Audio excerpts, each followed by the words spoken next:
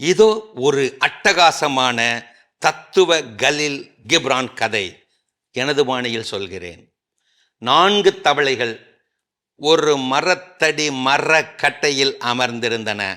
திடீரென தண்ணீர் பெருக்கெடுத்து வர அடித்து செல்லப்பட்டது மரக்கட்டை.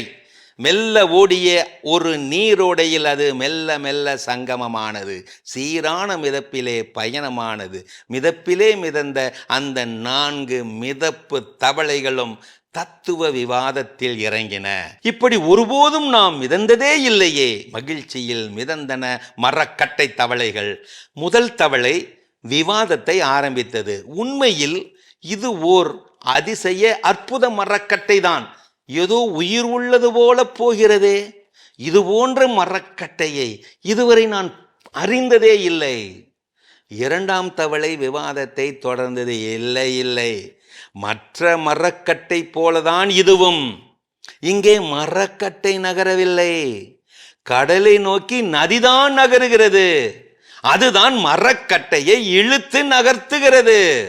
மூன்றாம் தவளை விடுமா விவாதத்தை அடுத்த கட்டத்திற்கு நகர்த்தியது. இல்லை இல்லை இல்லை, மரக்கட்டையோ நதியோ நகரவில்லை. நகர்தல் என்பது நமது சிந்தனையில் தான் உள்ளது. சிந்தனையின்றி எதுவும் நகராது.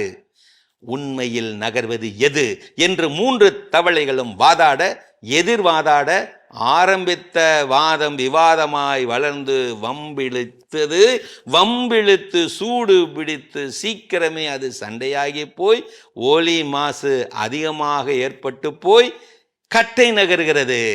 இல்லை, நதிதான் நகர்கிறது. இல்லை இல்லை, கட்டையும் இல்லை நதியும் இல்லை, சிந்தனை தான் நகர்கிறது, நகர்த்துகிறது. இப்படியே போய்கொண்டிருந்தது அந்த தத்துவ விவாதம். இதுவரை எதுவுமே பேசாமல் மௌனமாய் விவாதங்களை கேட்டுக்கொண்டிருந்த 4ஆம் தவளையோ அமைதி கலைந்தது. அமைதியை கலைத்தது. ஞானத்தோடு பேசியது. உங்கள் ஒவ்வொருவரின் கருத்தும் சரிதான், தவறில்லைதான், உண்மைதான். நகர்தல் என்பது இந்த மரக்கட்டையில் உள்ளது, இந்த நதியில் உள்ளது, இந்த சிந்தனையிலும் உள்ளது. ஆக நகர்தல் என்பது மூவகை கூட்டிலும் கூடி உள்ளது. மூவகை கூட்டே நகர்வு. இந்த கூட்டு சிந்தனையை கேட்டவுடன் 3 தவளைகளும் கடும் கோபமாகி காண்டாகி போகின. 4ஆம் தவளையின் கருத்தை அவைகள் நம்ப தயாராக இல்லை.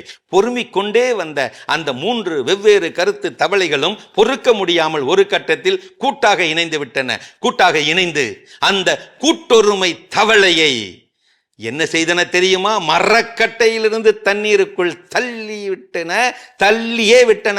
பாபர் மசூதிக்குள் இயேசு கிருஷ்ணர், சிவாலயத்திற்குள் அல்லாஹ் கிறிஸ்து, தேவாலயத்திற்குள் கிருஷ்ணர் அல்லாஹ். இந்த கூட்டு மொத்த பார்வையில் தான் எவ்வளவு அழகு! மத நல்லிணக்க பார்வையே இந்தியாவுக்கான இசைவான மகத்தான பார்வை.